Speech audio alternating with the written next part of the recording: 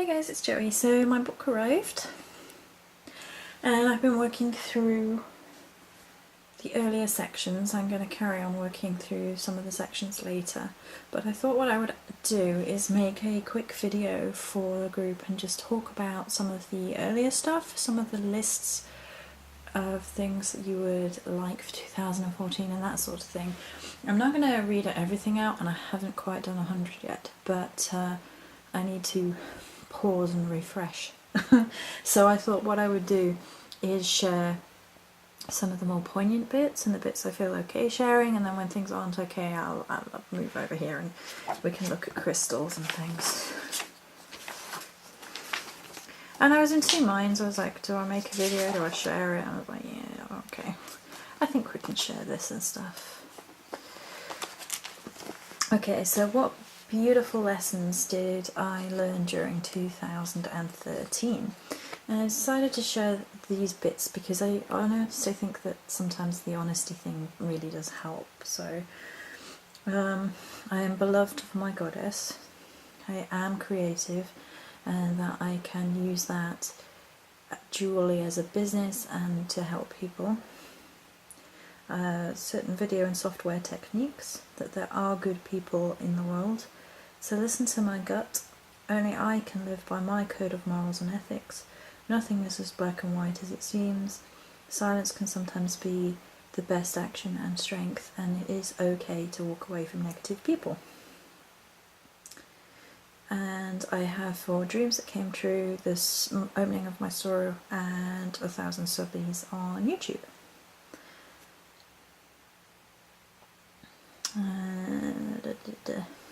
I know myself now more because of the adversity of 2013. I know what I consider to be unacceptable behaviour and why, and varying methods of dealing with it, as well as trusting in the divine. I was transformed this year by meeting new people and banishing others. I let go of the belief that everyone could or should live up to my standards of my code of behaviour, the way that I choose to live my life. And I'm happy because of my relationship to my goddess.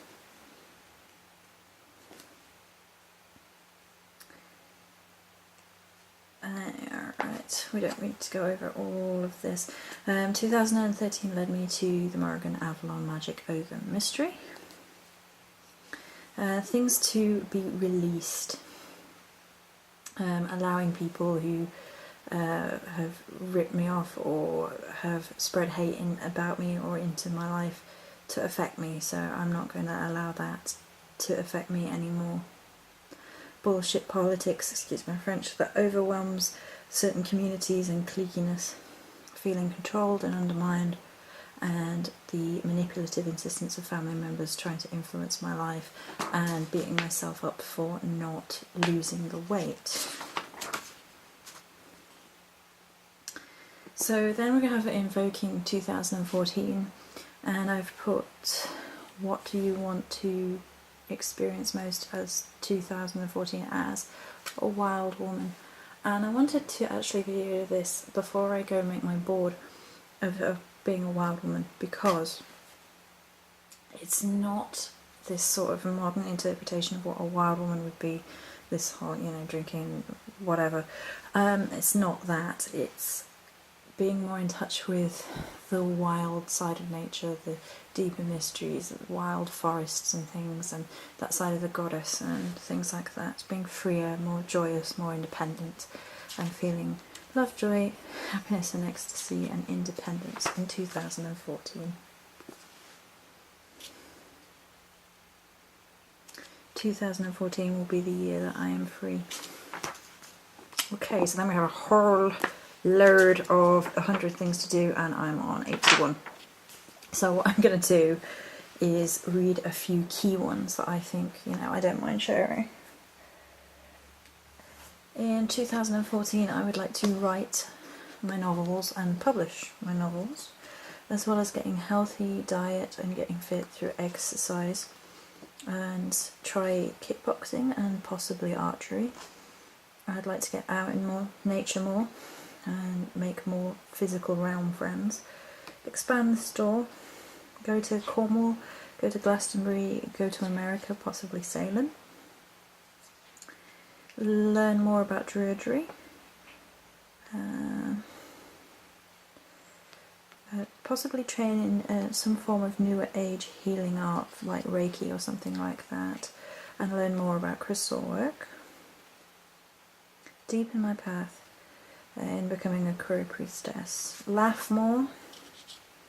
Keep a blog. Go see my friends more. Go see my family more. Find the funny side. Visit more witchy shops. I adore going in pagan shops.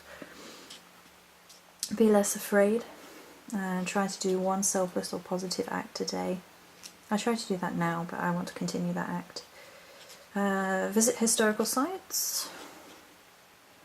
Not see myself as what I've lost, but instead see myself for who I have become and gained.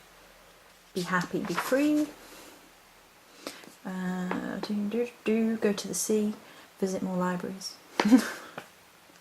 Things like that. What else can we... I want to release self-doubt, beating self up, apathy, and the idea that you can't be bothered.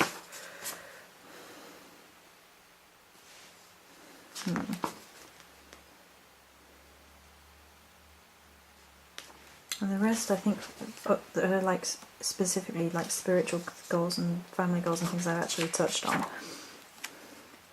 And I think actually I'll read you my mottos because I think that's a good thing. Right. My mottos. I am a Morrigan's daughter. I have survived and thrived in hardships already. I can keep going. Love is the most important thing. I can, I will, and the world is a beautiful place. So I'm actually going to talk a little bit about these because I think this is key for me going forward and connecting with a group and maybe helping other people, because when you actually look at your mottos, it's actually things that have helped you and may help others. So the fact that I've got I am the Morrigan's daughter, that's not going to possibly resonate with everybody because obviously not everybody is the Morrigan's daughter. People celebrate deity in a whole mixture of other ways, but that doesn't mean you can't embrace the idea behind it. You know, you are a child of the divine. You are loved. You can hold yourself to a higher moral and ethical code because you are the daughter or son of... daughter or son of something greater, and you can therefore be greater and more loving and everything than sometimes the world makes you feel. Okay. I have survived and thrived in hardships already. I can keep going. This is going to be true for most people. Most people have experienced hardships in one form or the other. Mine are going to be completely different and completely awful compared to some people's, but then some people will understand what that's like and getting through it. But knowing that you can get through it is therefore sort of the foundation of knowing that you can keep battling, you can keep facing difficulties and know that you can overcome them. Love is the most important thing. Often we get sort of caught up in a world which can feel very unloving, and people can be cruel and hateful, and it can sometimes feel like the world is closing in around us because, you know, there's so much bad going on, and it can overwhelm people, and it at times overwhelms me, and that's why it's in my mottos to remember that love is stronger. It just is. So 4 is I can, I will, and that's just something that you need to keep telling yourself when self-doubt keeps creeping in, like I can do whatever it is, I will do it, I'm not going to be deterred, you know? And the final one is the world is a beautiful place, which kind of ties into the love one that I talked about, is sometimes that we get so depressed by what we see in the world around us, you know, the negative behaviours from stupid stuff, you know, petty squabbles, right down to the abusive stuff. And there's a whole scale of it. and people hurt us, and people betray us, and people lie to us, and the world keeps crashing in and seeming like a really terrible place. And sometimes you just need to realise that the world is a beautiful place, and go back and see, you know, nature, or the good acts of good people, or people who you've known for a long time and you can rely on and support you, and you support them, and realise that, you know, the world isn't a dark and ugly place, and there is that balance. So that's what I'm going to share for the moment from this book. I'm going to post this in the group. And so far it's quite emotional. It really is. So yeah, so I'm going to go have a look at creating a board in a little bit after I've possibly had another bath. It's very, very draining. So yeah, so that's it for this video. I hope you enjoyed it, and many blessings.